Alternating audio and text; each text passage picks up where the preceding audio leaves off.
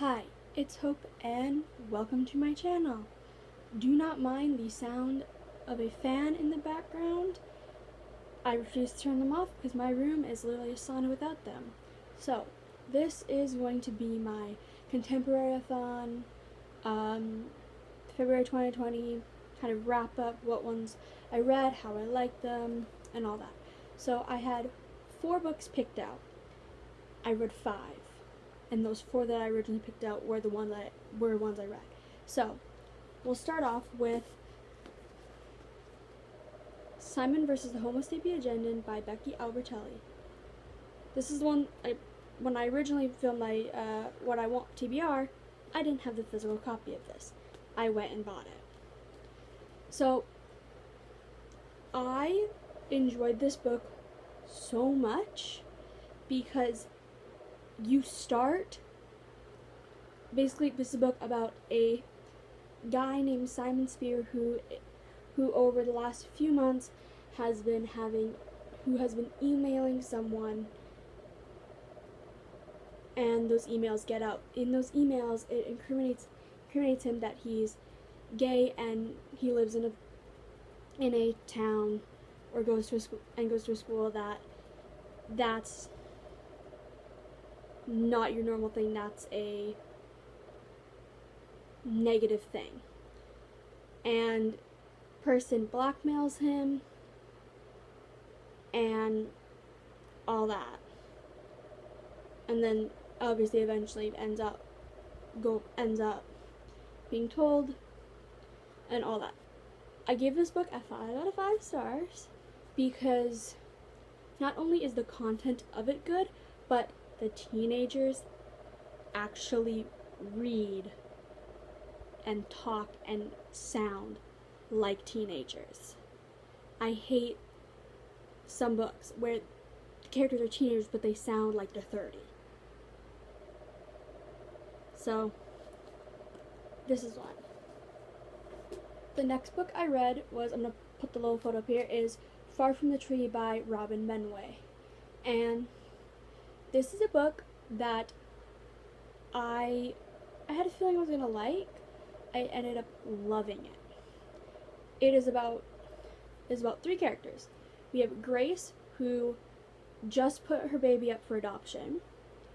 Maya, who her parents are going through a rough time. And then Joaquin, who is in the foster system, and they kind of find out that all 3 of them are siblings, and it's just a story about their sibling dynamics and them dealing with what they're going on.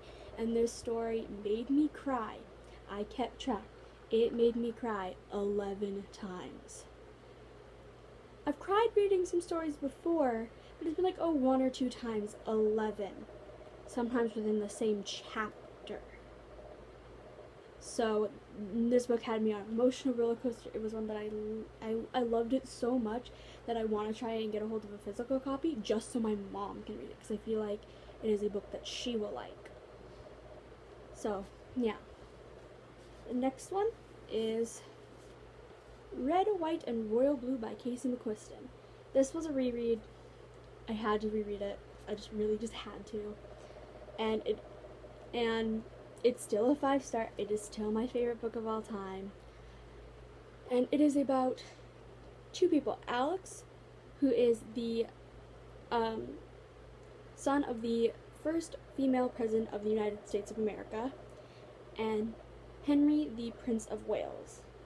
And it's how they go from enemies to friends to lovers, and they have to deal with all the diplomatic pressure and all that. It's just such a cute read, and that's how I feel when I talk about this. And then we had Frankly in Love by David Yoon, and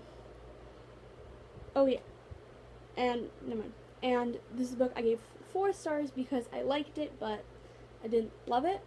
And basically, synopsis is Frank Lee is Korean American.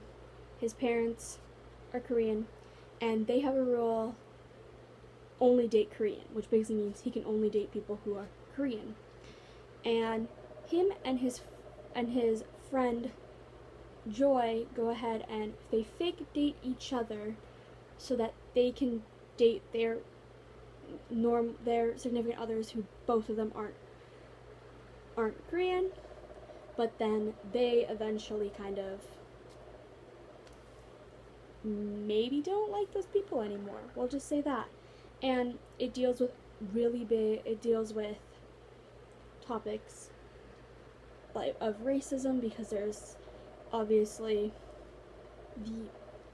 Frankly's parents are very strict Koreans, only date Korean, and obviously that right there is something to do with racism, and it's dealt with in a kind of in a funny manner in some ways, and other times you're just like, Jesus Christ, get it through your thick skull that stuff like that happens. So yeah. And then the final book that I read, I originally wasn't going to read it, but then I went screw it and read it, is Heartstopper Volume 3 by Oseman. I was originally going to try and wait a little bit longer to read this because I knew I was going to want more of the story, and obviously there isn't a next volume of it yet, but all that. So this is obviously the third graphic novel in the Heartstopper series. The first one is, I'll have to explain the first one, but the first one is basically two people, Charlie and Nick, who Charlie is openly gay in a all-boys school.